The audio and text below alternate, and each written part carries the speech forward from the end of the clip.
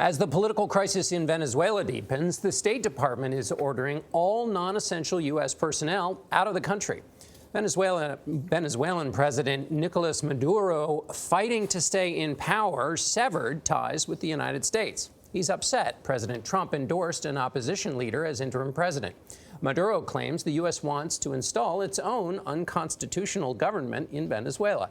Manuel Bojorquez is in Cúcuta, Colombia, along the border with Venezuela. Manuel, good morning. Good morning. Venezuela is in the midst of a humanitarian and economic crisis. Since 2015, more than 2 million people have fled the country, many of them coming through ports of entry like this one. You can typically tell who they are by the amount of luggage that they have. Now, opposition leader Juan Guaidó wants to change that, but first, he wants President Nicolas Maduro out. One day after swearing in himself as president, Juan Guaidó said he would consider granting amnesty to Nicolas Maduro if he helps return the country to democracy. But he also called Maduro a dictator responsible for the recent deaths of protesters.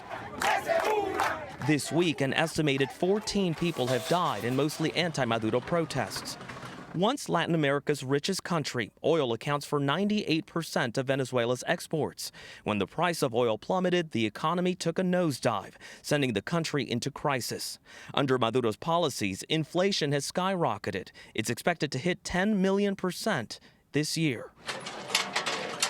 We were in the region in 2017 and witnessed thousands of Venezuelans crossing into Colombia daily in search of food, medicine, and work, and to flee violence. The time for debate is done. The regime of former President Nicolas Maduro is illegitimate. U.S. Secretary of State Mike Pompeo said Thursday the U.S. supports the opposition and pledged $20 million in humanitarian aid. But at the Venezuelan Supreme Court, Maduro accused President Trump of staging a coup. No queda duda que es Donald Trump. Let there be no doubt that Donald Trump, in all his madness, believes himself to be the world's police, he said. To put on pressure, the U.S. is now considering sanctions on Venezuela's oil exports. Venezuela is the fourth largest supplier of crude oil to the U.S., and sanctions could lead to a rise in gas prices. Are you considering a military option for Venezuela? We're not considering anything, but all options are on the table. I think it's a huge mistake. Raul Hinojosa Ojeda is a UCLA professor of Latin American studies and has observed elections in Venezuela. He says U.S. intervention could escalate the violence. When the United States gets involved in these types of conflicts, really polarizes the situation even more, making the risk of bloodshed even stronger. There's an estimated 70 to 80 Americans working for the U.S. in Venezuela. Senator Marco Rubio has promised swift consequences if they are harmed.